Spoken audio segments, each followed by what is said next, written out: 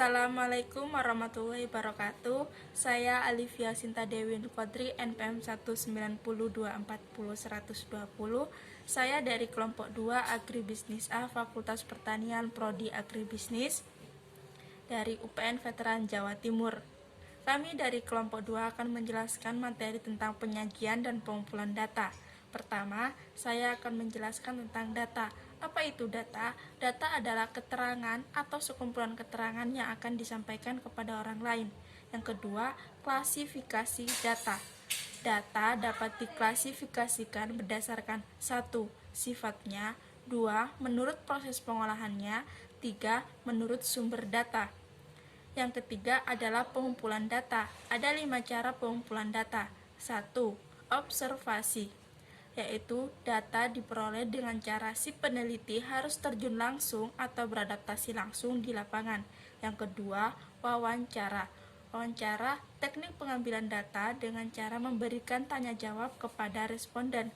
Wawancara terbagi menjadi dua, yaitu wawancara terstruktur dan wawancara tidak terstruktur. Wawancara terstruktur di mana pertanyaannya sudah dibuat atau sudah ditentukan. Wawancara tidak terstruktur di mana pertanyaannya tidak ditentukan. Yang ketiga adalah angket, yaitu data yang diperoleh dengan cara memberikan pertanyaan kepada responden. Ada 2 jenis pertanyaan, yaitu pertanyaan tertutup dan pertanyaan terbuka. Pertanyaan tertutup di mana jawabannya bersifat objektif atau pilihan. Terbuka di mana jawabannya berupa bebas atau terbuka. Yang keempat adalah sampling, di mana data dapat diperoleh dengan cara mengambil sampel dari sebuah populasi yang tidak memungkinkan untuk melakukan peneliti satu persatu.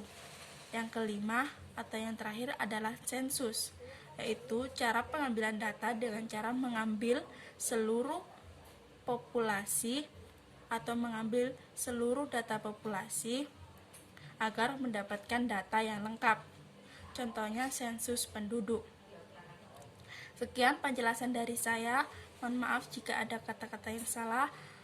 Selanjutnya akan dijelaskan oleh rekan saya Putri Sari Ayu dan Angelita. Sekian, wassalamualaikum warahmatullahi wabarakatuh. Halo, nama saya Putri Sari Ayu, NPM 22. Saya akan meneruskan presentasi dari teman saya, Sinta. Di sini saya akan mulai mempresentasikan tentang penyajian data.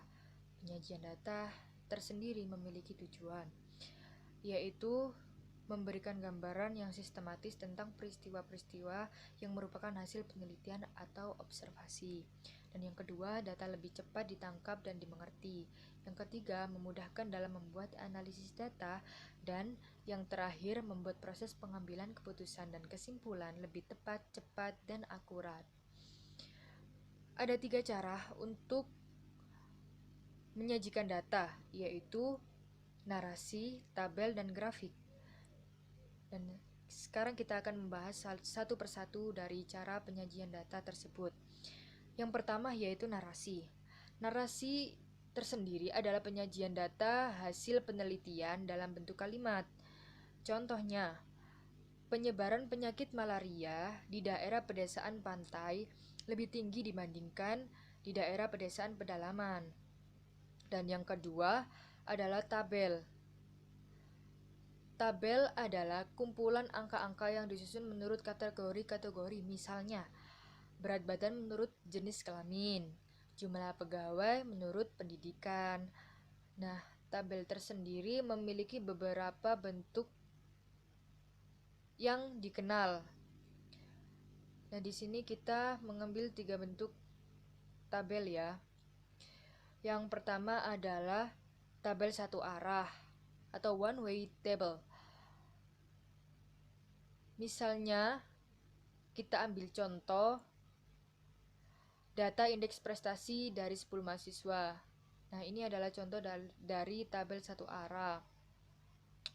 Oh iya, tabel satu arah tersendiri merupakan yang memuat keterangan mengenai satu hal atau satu karakteristik saja.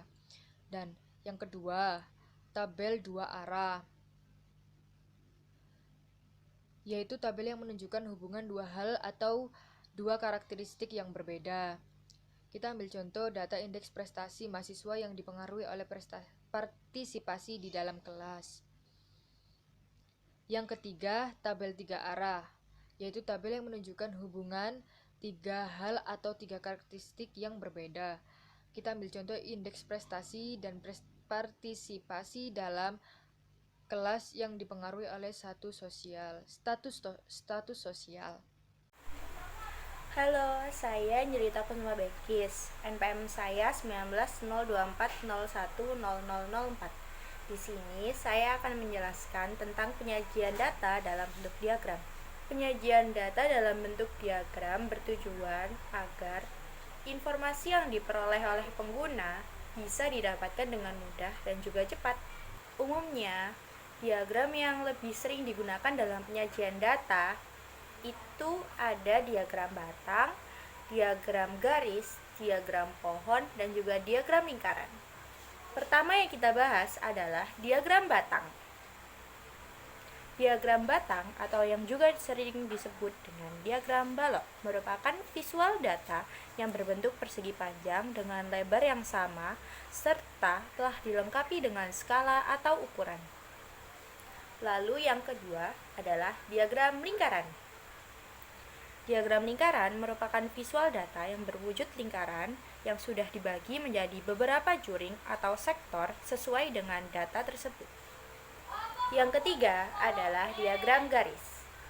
Diagram garis merupakan visual data yang berwujud garis didapatkan dari beberapa ruas garis yang menghubungkan berbagai titik pada bidang bilangan. Yang terakhir adalah diagram pohon. Diagram pohon merupakan visual data dari penjabaran satu satuan secara hierarki.